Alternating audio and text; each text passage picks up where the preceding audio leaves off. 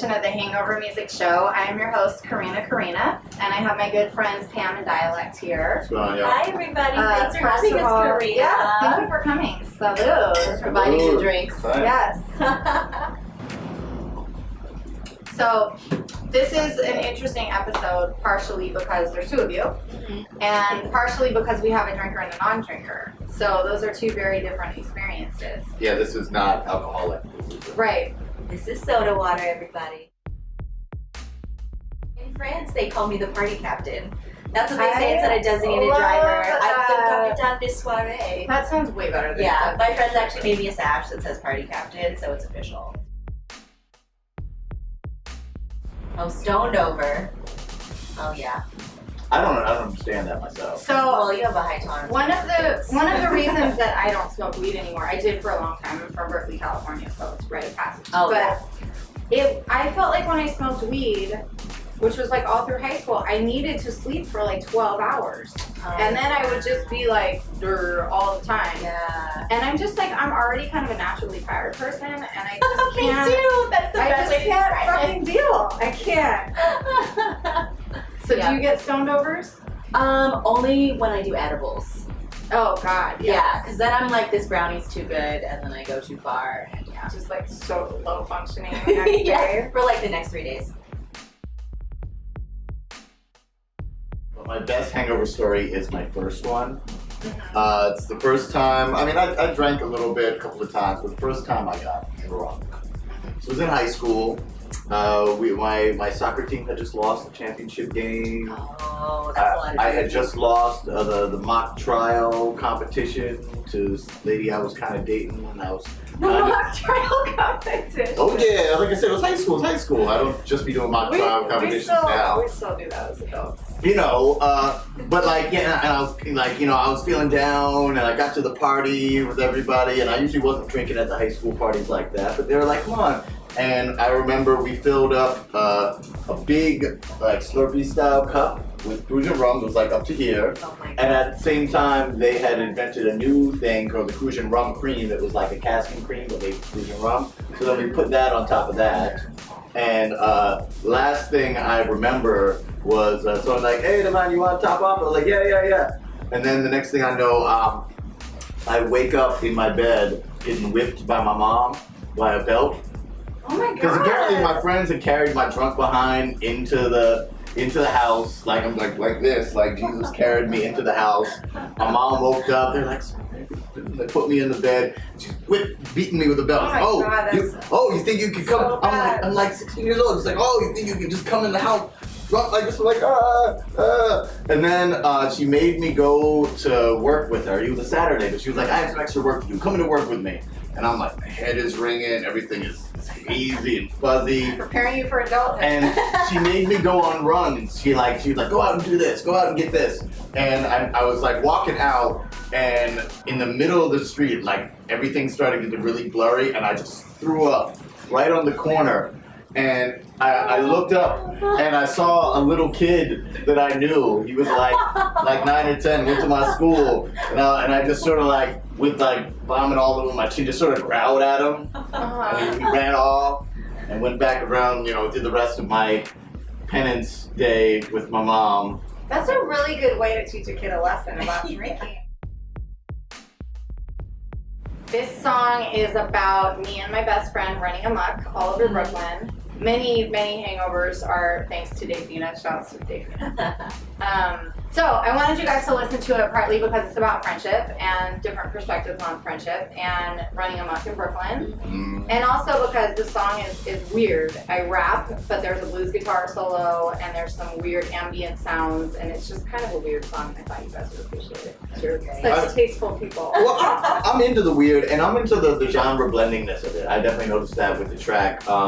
It lent a fun kind of thing to it. I think, one thing about music is we've done most of the sounds you can do, most of the pleasant sounds, and if you listen to noise bands and stuff like that, we've done most of the unpleasant sounds also. So at this point, there's nothing else to do other than to do them all at once. And so I liked the all-togetherness going on there. It also, the chaoticness of like all the stuff going on did lend the feeling of like you and your homies chilling in the bar. Yes. Yeah. I love it. It reminded me of my girl nights. Yeah, guys never understand that when girls have a girl night, they actually don't want to be hit on by guys. Oh my god! I actually want to have a girls' night.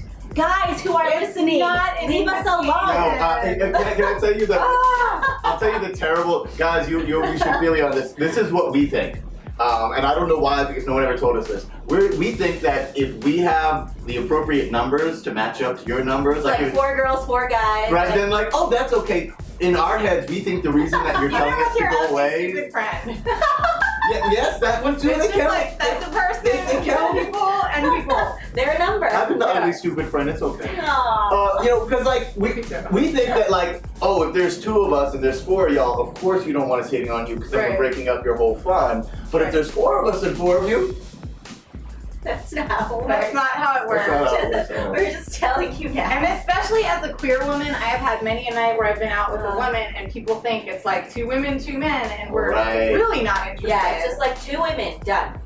Yeah, like 2 women who really don't want to talk to you. But I mean, and it's also like catch the vibe. Be like, yeah, like pay read the room. Sometimes girls do go out and they want to meet guys. Right. But read the fucking room. Yeah. Or approach us, and if we're clearly not interested, fucking leave us the fuck alone. Well, after throwing the terrible thing, I will tell a good one. One thing that I've learned as a guy that's really important in those type of settings: eye contact. Yes, if you're talking to the side of my face. Yeah, I'm just probably. We're not even there. I'm saying before we even get to you, I look over at y'all, and because if I'm looking at a group of 4 of you, right? Right. And I give a little solid look, and then you catch my eye and immediately cut away. That's a no. Then I probably then you're there with your girls and you don't want it, or for whatever reason I'm the ugly friend of the whatever reason. Right.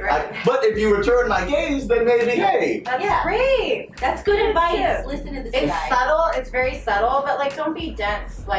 It is such a New York thing. New York women use eye contact. You can hit on them across the street and they will tell you yes or no. If I want someone to hit on me, they will fucking know it. That's the thing. It's not that hard. Yeah. You'll know it. And if I don't, I will make that very fucking clear as well. If somebody's like, that's never, ever in an invitation. Yeah, it's very much it's not a try harder thing. Hitting on people. Don't try harder. Right, yeah, that's the thing. It's because it's not effort, it's poker. You have to have the right hand, it has to work out, and most of the times you gotta fold, right? Yeah. And it's okay. More women will come to the bar, or maybe you can enjoy the company of your male friends. God forbid guys could go out and enjoy each other's company. Well, yeah, have a boys' night. Although I don't think we protect each other from gaggles of women getting hit on. We don't protect each I other. wonder, does that ever happen? When you're out with your boys and you're trying to enjoy yourself, and you're like, no, I'm sorry. Please stop talking. No. Maybe if there's if someone's dealing with serious life issues, and we're all yeah. We're like, no, lady, not right now. That will never. That's never happened in history. I'm saying that no, it's not. We have another man here. Has that ever happened? No. Head shakes. No. I'm a great wing woman. I feel like I've done it more times than any woman should have to, but there's a lot of entertaining the friends. Yep. Which is fine. Making sure those 2 are doing their make sure they're getting their private time. Yeah. And I love people. I'll fucking hang out with whoever, as long as the friends don't think I'm interested just because I'm there. Is there a way to immediately get in the friend zone? I feel like that's I've shown that I'm in the friend zone. I can't. Yeah, it's my friend's interested in your friend, we're in the friend I'll zone. pull the lesbian card as fast as I fucking need to. Well, it shouldn't have to be that's another situation where I think it's pretty easy to read the room because I pride myself on wingmaning a lot. I think it's a good thing to pay it forward and all that. Yeah. But there's the 2 types. There's the one where you're interested too and we're cutting them off, and then there's the one where you said you're entertaining. And if I'm entertaining the person, then it should be clear in the way that right, because you interact. Entertaining has a little bit of distance. Yeah. Right. Yeah. Right. So if you're I'm in just that sphere, saying, I guess it's a reading the room thing, yes, but how can you make it very, very clear and explicit to a guy? Because I feel women are yeah, I know, I get it. We're there's the distance, there's the not smiling as much, there's the no touching. But I feel like if a guy is talking to a woman, it's really not very clear. Well, I would say, right? I think this goes. It's like, oh, you're talking to me a little. If you add some alcohol to that, oh my god, like, yeah. Oh my god, and then they buy you a drink. It's like, yeah. Oh, don't get me started on like how much I owe to someone for spending $10 fucking on me. I mean, there's the transactional stuff, and then there's also the thing that's a little out of your control is their relationship with their partner who is getting the attention. Right, because sometimes, and I've seen this across sexual preferences, across men, women, everything, and it's like they're getting a lot of love. Maybe they always get a lot of love. It's a Marsha thing. And like here you are talking to me. I feel like I should get, like, because I've definitely talked to folks where I'm entertaining and winning, and then they start thinking there's something, even though I'm clearly putting apart boundaries, just because they're like, man, I would like to be on that side of the thing for once. There usually is that friend who's always getting it, and I'm thinking of this particular situation. Or just feels like they're always getting it. Yeah. Where it was very clear that the dude that she was hooked up with was the dude who always got attention, and his friend was like that friend who was like the nice fun kid, whatever. Right. The always friend zone. And I'm just the lesbian who tours all the time and is never in a relationship, and I'm here to drink. Only here to offer you